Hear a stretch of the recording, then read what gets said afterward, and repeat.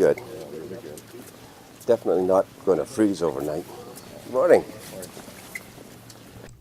Our second day in Sidney and our first day of sailing. We have 6 boats and 26 crew all together heading out towards the American San Juan Islands. Here's our intrepid crew of Chloe Marina heading into town, catch some Java, some edibles in the morning, and we're going to head back to the boat, get it all checked out, shaken down, and get ready to cast off.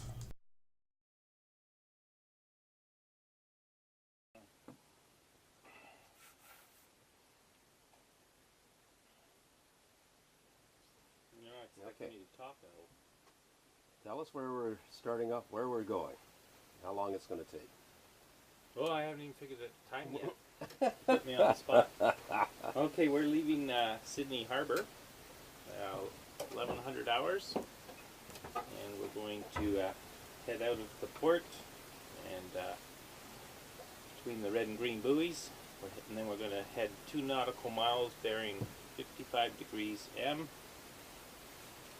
And then we're going to leave the Sidney split on our right as we're heading 1.5 nautical miles bearing 100 degrees M in the Miners Channel. And down this way. Then we're going to cross the Harrow Strait, also crossing the international boundary and major shipping lanes, so we'll be watching out for big ships. We have to climb over the invisible wall that Donald put there. That's right. We'll be heading 7.5 nautical miles bearing 90 degrees M. And then we're going to be looking for Roche Harbor on our right. And we're going to be bearing 170 degrees M into the harbor. And we should see the docks on our left. We'll be radioing in. Total distance run? That, my friend, I haven't calculated, but I can do that. Walk it off from the beginning to end. Show how you get a nautical mile first. Nautical mile, we use the scale on the side and we space it.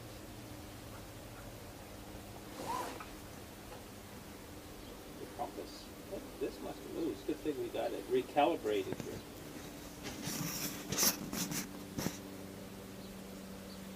Okay, we're going to walk it off. 1, 2, 3, 4, 5, 6, 7, 8, 9, 10, 11 nautical miles. Okay. So assuming we're going about 5 nautical miles. Yeah, 5 knots. 5 knots? Yep. We should be in there in 2 hours. 2 hours and a bit. So if we leave at 11, we should be in just in time for a nooner. Sounds a bite good. to eat. A late nooner. A late nooner. Yep. How does that sound, Rick? Good. Yeah, it'll work for you. I'll have to get my afternoon nap in that one. It's good to know the time so that I can start my afternoon nap right at noon. Knowing Be that, ready for 1 o'clock so we can tie up. knowing that the boat is in most capable hands. Yes. Exactly. Yes. So that's all pretty straightforward stuff. Yeah. A little rusty, but we'll get Oh. good at it. We'll keep doing it. I quite Well, we got find this. clear weather conditions here, so this is well, this is a no-brainer what we're doing here. But you can see if it were foggy, it'd be a little different story.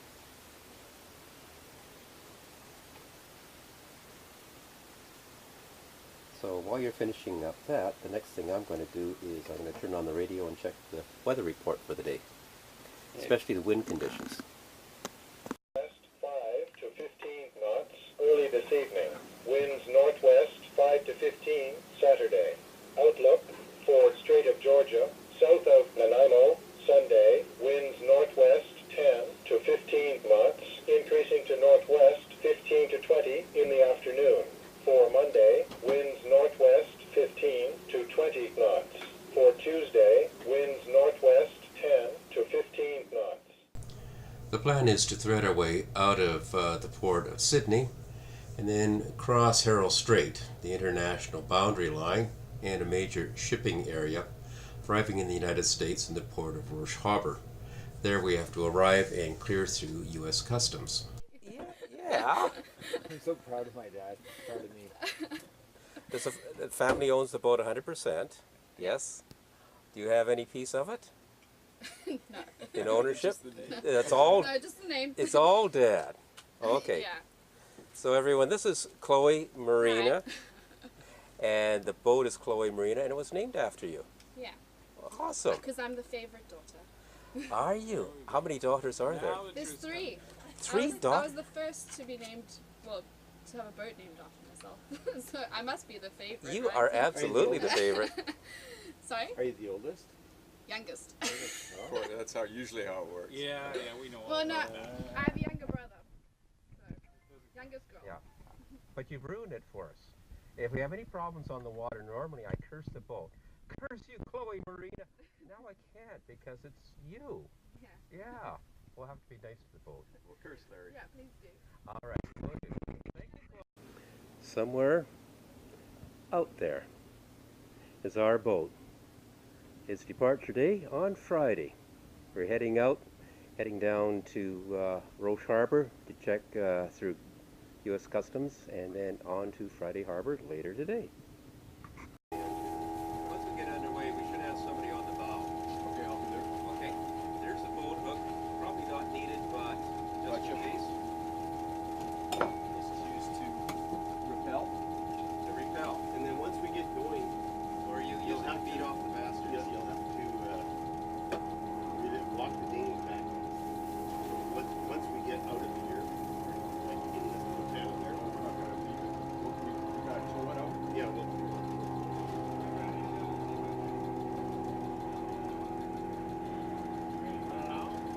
You're ready? I'm ready. Okay, bow line next.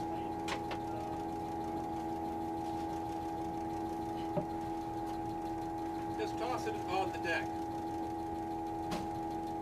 Make sure there's nothing left dangling, but toss it on the deck. You want to activate your bow thruster just in case there's too much push.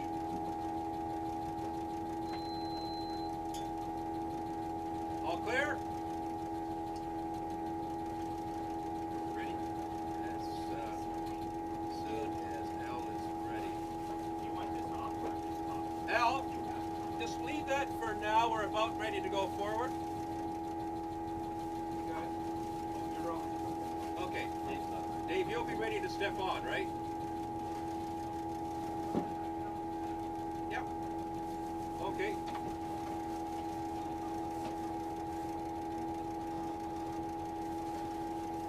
So, Rick, your stern is going to swing first, so you have to be clear of this boat. Yeah.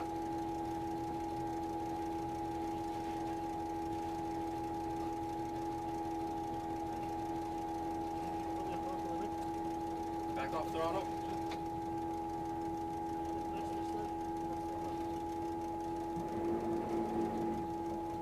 Easy.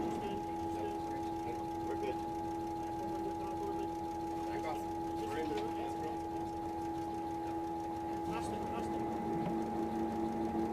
This side's clear. We're clear on the stern. Okay.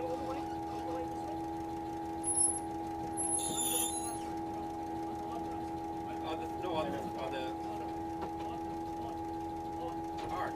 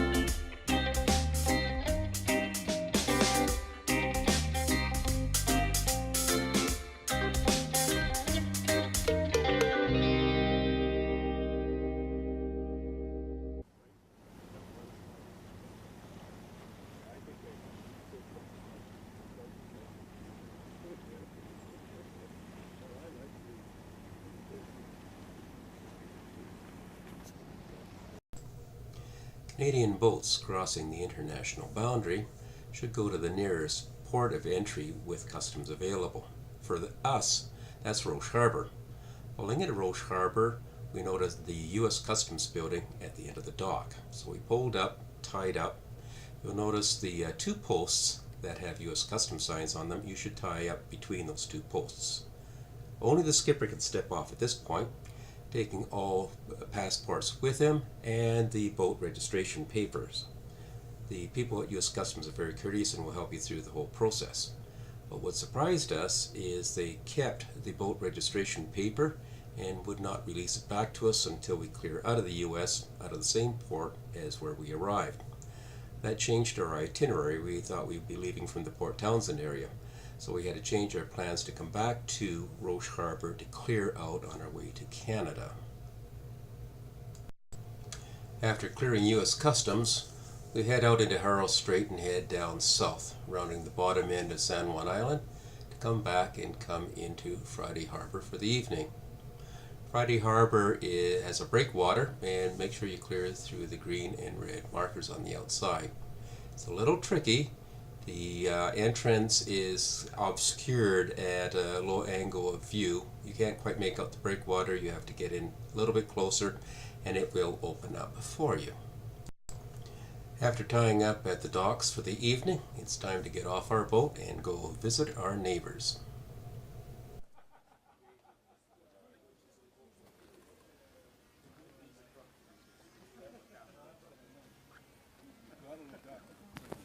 So you guys can all smile and say hi. If you believe this is a webcam. Hey, will I be sterile after you've shined that thing at me? If you're not sterile by now, you certainly will be. I want to have children again. Your balls will glow in the dark, Peter. Yeah, that's right. That ship sailed a while. We'll see you guys a little bit later. Okay. Careful what you say, you're on camera. Yes? You can dance, you can sing, you can jive, you just can't swear. Oh. Actually, you don't know these girls, if that's what you think. Is this true confession? They can, they just mustn't. By the way, we're neighbors. Right here. I know, we almost hit you Good backing deal. up. Well, good thing this stopped you. Yeah, it's a good thing it's as beefy as it is. Yeah. Awesome. How's the little trip? Yeah. And if you want to go on their website, anybody, I have no commissions from this at all, but you can buy a handbag for $14,000, a Louis Vuitton handbag, or a pair of boat shoes for $1,000. I mean, it's pretty reasonable, really. Really, I think that's a bargain. Yeah. I mean, it's got Louis use Vuitton. $1,000. It's got a lot of shit. Special. It's a lot of shit. I mean, it's like gone upscale and crazy. So you think I Well, can charge the boat Europeans. with this? More money than... There'll be a few mega yachts in harbor. Oh yeah. I guess I better get the flag off. So I'm going to put a little plug in here. So when the Kiwis take over the America's Cup, there'll be no wealthy guys trying to ever buy it again. It'll be like an Olympic event, okay?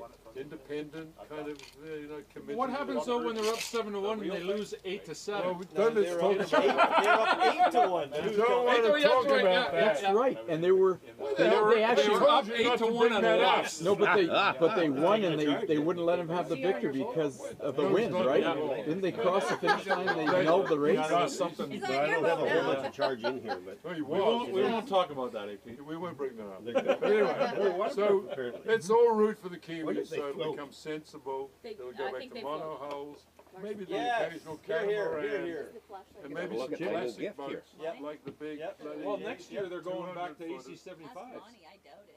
Wow. Yeah, yeah, they're going back to AC 75. Well, that'd be a really great step.